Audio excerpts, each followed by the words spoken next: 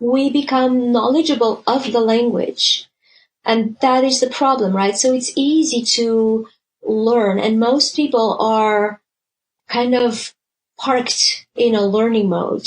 It's very fulfilling. It's very fulfilling to start listing a ton of rules. I'm not even big in rules. I want examples, you see, because the more you hear those examples, eventually they're gonna sound familiar. And guess what sounds familiar? What you heard more of.